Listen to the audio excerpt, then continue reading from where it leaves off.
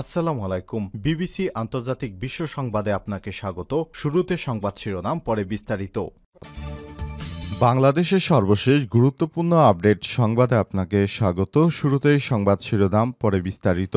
প্রথমেই জানাবো আমাদের হাতে থাকা সর্বশেষ গুরুত্বপূর্ণ সবথেকে তাজা আপডেট সংবাদ। পুরান ঢাকায় বাসার সিঁড়ি থেকে আবারও শিক্ষার্থীর লাশ উদ্ধার। পুরান ঢাকার বংশাল এলাকায় একটি বাসার সিঁড়ি থেকে আবার এক তরুণের লাশ উদ্ধার করা হয়েছে। নিহত তরুণ উচ্চ মাধ্যমিক পরীক্ষার্থী ছিলেন। বংশালের আগামাসি লেনের একটি বাসার চারতলা সিঁড়ি থেকে গলায় জিআই তার পেঁচানো অবস্থায় ওই তরুণের লাশ উদ্ধার করে পুলিশ।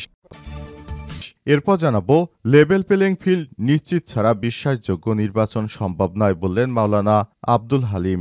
লেভেল প্লেইং ফিল্ড নিশ্চিত ছাড়া অংশগ্রহণমূলক ও বিশ্বাসযোগ্য নির্বাচন সম্ভব নয় বলে মন্তব্য করেছেন বাংলাদেশ জামাত ইসলামের সহকারী সেক্রেটারি জেনারেল মাওলানা আব্দুল হালিম আজ জাতীয় প্রেস ক্লাবের সামনে আয়োজিত এক সমাবেশে প্রধান অতিথির বক্তব্যকালে তিনি এই মন্তব্য করেন।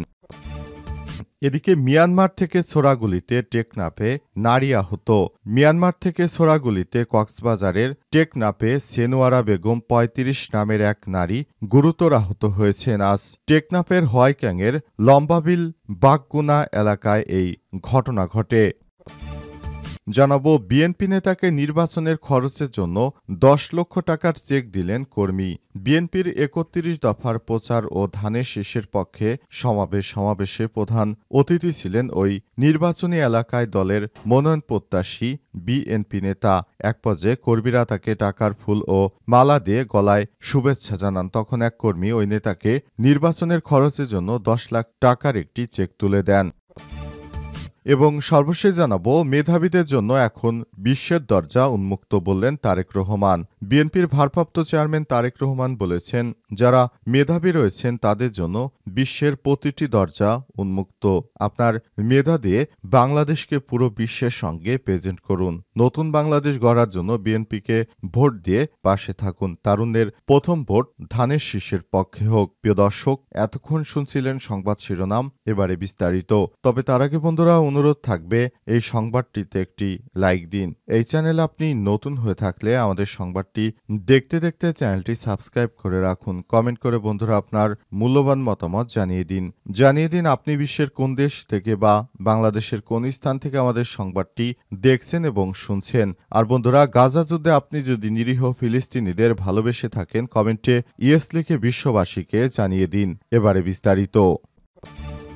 পুরান ঢাকায় বাসার সিঁড়ি থেকে আবারও শিক্ষার্থী লাশ উদ্ধার। পুরান ঢাকার বংশাল এলাকায় একটি সিঁড়ির নিচ থেকে তরুণের লাশ উদ্ধার করা হয়েছে। নিহত তরুণ উচ্চ মাধ্যমিক পরীক্ষার্থী ছিলেন। শনিবার বিকেলে বংশাল আগামাসি লেনের একটি বাসার চারতলা সিঁড়ির কাছ থেকে নিজ গলায় জিআই তার পেঁচানো অবস্থায় তরুণের লাশ উদ্ধার করেছে পুলিশ। পরে ময়নাতদন্তের জন্য লাশটি ঢাকা মেডিকেল কলেজ ঢামেক হাসপাতালের মর্গে পাঠানো হয়েছে। নিহত তরুণের নাম সজীব। তিনি স্থানীয় বংশাল আহমেদ বাউনিয়া স্কুল ও কলেজ থেকে চলতি বছর উচ্চ মাধ্যমিক পরীক্ষা দিয়েছিলেন। বংশাল থানার উপপরিদর্শক এসআই মোহাম্মদ দুলাল হক ঘটনার সত্যতা নিশ্চিত করে জানান, স্থানীয়দের মাধ্যমে খবর পেয়ে পুলিশ ঘটনাস্থলে যায়। তিনি আরও বলেন, চারতলা সিঁড়িতে গলায় জিআই তার পেঁচানো অবস্থায় লাশটি উপর হয়ে পড়েছিল। প্রথমে অজ্ঞাত হিসেবে উদ্ধার করা হলেও পরে মোবাইলের সূত্র ধরে পরিচয় শনাক্ত করা হয়। এসআই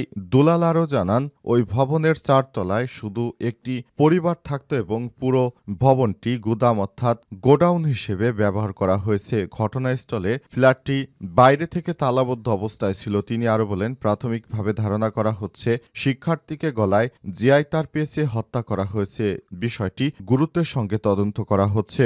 নিহত পরিবারের অভিযোগ, ঢামেক হাসপাতালে নিহত সজীবের চাচাতো ভাই মোহাম্মদ ইসলাম জানান, সজীবদের বাসা বংশালের আগামাসি লেনেই। তিনি আরও জানান, সজীব এবার উচ্চ মাধ্যমিক পরীক্ষায় অংশ নিয়েছিল, তবে কৃতকার্য হয়। কিছুদিন আগে সে তাবলিগের সঙ্গে গিয়েছিল এবং সেখান থেকে ফিরে এসেছে।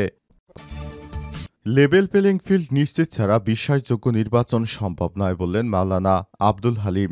লেভেল প্লেইং ফিল্ড নিশ্চিত ছাড়া এদেশে অংশগ্রহণ ও বিশ্বাসযোগ্য নির্বাচন সম্ভব নয় বলে মন্তব্য করেছেন বাংলাদেশ জামাত ইসলামের সহকারী সেক্রেটারি জেনারেল মাওলানা আব্দুল হালিম আজ জাতীয় প্রেস ক্লাবের সামনে আয়োজিত এক সমাবেশে প্রধান অতিথির বক্তব্যে এমন মন্তব্য করেছেন তিনি। জামাতের এই সহকারী সেক্রেটারি জেনারেল বলেন, অবাধ, সুষ্ঠু, নিরপেক্ষ ও অংশগ্রহণমূলক নির্বাচনের জন্য লেভেল প্লেইং ফিল্ড নিশ্চিত করতে হবে। এছাড়া অংশগ্রহণমূলক ও বিশ্বাসযোগ্য নির্বাচন সম্ভব নয়। বাংলাদেশ জামাত ইসলামের পক্ষ থেকে সরকারকে বারবার বলা হচ্ছে যেন লেভেল প্লেইং ফিল্ড নিশ্চিত করা হয়, সবার জন্য যেন কোনো ভীতিকর পরিবেশ ছাড়াই যেন সাধারণ মানুষ ভোট দিতে পারে সেই ব্যবস্থা গ্রহণ করা হয়। সেজন্য আমরা দীর্ঘদিনের আপ্রাণ প্রচেষ্টা চালিয়েছি আর সরকারকে বলেছি, দয়া করে আপনি লেভেল প্লেইং ফিল্ড নিশ্চিত করার ব্যবস্থা করুন। তা না হলে নতুন বাংলাদেশ গড়ার জন্য সেদিন যেভাবে শিক্ষার্থীরা জীবন দিয়েছিল সেই জীবন দেওয়ার কোনো মানে হয় না।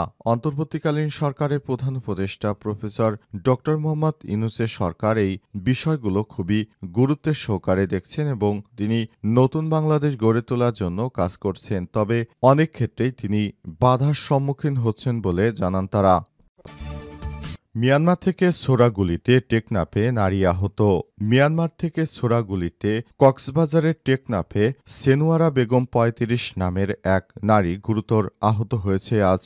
টেকনাফের হোয়াইক্যাংয়ের লম্বাবিল বাগগুনা এলাকায় ওই ঘটনা ঘটে। এ সময় ওই এলাকা থেকে একটি তাজা গুলি উদ্ধার করা হয়েছে। আহত সেনুয়ারা বেগম লম্ববিল বাগগুনা এলাকায় আক্তার হোসেনের স্ত্রী। এ বিষয়ে উখিয়া ৬৪ ব্যাটালিয়নের বিজিবির উপ অধিনায়ক মেজর ইশতিয়াক বলেছেন, হোয়াইক্যাং সীমান্ত এলাকা থেকে এক নারীর গুলিবিদ্ধ হওয়ার খবর পেয়েছি। তিনি কুতুবপালং এলাকায় আহত অবস্থায় প্রাথমিক চিকিৎসা নিয়ে কক্সবাজার সদর হাসপাতালে যাচ্ছেন বলে জেনেছি। গুলিবিদ্ধ নারীর স্বামী আক্তার হোসেন বলেছেন, আমার স্ত্রী শিশু সন্তান নিয়ে টেকনাফে লেদা থেকে বাড়ি ফিরছিল। বাড়িতে পৌঁছালে হঠাৎ মিয়ানমার থেকে ছোড়া গুলি এসে তার পায়ে লাগে। এ সময় চিৎকার দিলে স্থানীয়রা উদ্ধার করে স্থানীয় হাসপাতালে নিয়ে যায়। আমরা এখন কক্সবাজারের পথে। হোয়াইক্যাংয়ের তেজি ব্রিজের কম্পিউটার দোকানি মিসবাউদ্দিন বলেছেন, বিকেলে মিয়ানমার থেকে ছোড়া একটি গুলি দোকানে এসে পড়ে। দোকান থেকে সেই গুলিবিদ্ধ করা হয়। বিষয়টি স্থানীয় প্রশাসনকে জানানো হয়েছে। প্রশাসনের পক্ষ থেকে সেই তাজা গুলিটি উদ্ধার করা হয়েছে। আশা করা হচ্ছে এই ধরনের সমস্যা যেন না ঘটে, সেজন্য মিয়ানমারের সশস্ত্র বাহিনীর সঙ্গে আমাদের দেশের আইনশৃঙ্খলা রক্ষাকারী বাহিনীর সদস্যরা যোগাযোগের চেষ্টা করছে।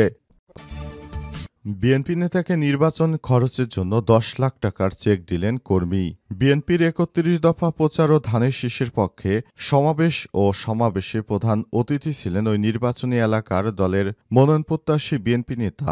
এক পর্যায়ে কর্মীরা তাকে টাকার ফুলের মালা গলায় দিয়ে শুভেচ্ছা জানান। তখন এক কর্মী ওই নেতাকে নির্বাচনের খরচের জন্য ১০ লক্ষ টাকার একটি চেক তুলে দেন। সুনামগঞ্জের জামালগঞ্জ উপজেলার সাজনাবাজারে দক্ষিণ শনিবার ২৫ অক্টোবর বিকেলে এই ঘটনা ঘটে। সমাবেশে জেলা বিএনপির সাবেক যুগ্ম সাধারণ সম্পাদক ও তাহিরপুর উপজেলা পরিষদের সাবেক চেয়ারম্যান কামরুজ্জামান কামরুল ৩১ দফার প্রচারণার ঘোষণা থাকলেও এটি ছিল মূলত কামরুজ্জামানের নির্বাচনী সমাবেশ। এতে বিএনপি এবং অঙ্গ সংগঠনের হাজারো নেতাকর্মী অংশগ্রহণ করে। নেতাকর্মীরা জানান, বিকেলে সাজনাবাজারে এই সমাবেশ অনুষ্ঠিত হয়েছে। বিএনপির পক্ষ থেকে ৩১ দফা রূপরেখা তারেক রহমানের দেয়া ৩১ দফা রূপরেখা প্রচারণাকালে সেখানে তার কর্মীর পক্ষ থেকে এই ১০ লক্ষ টাকা বিএনপির ওই নেতাকে তার নির্বাচনী প্রচারণার জন্য দেয়া হয়েছে, যাতে করে নির্বাচনের সময় তিনি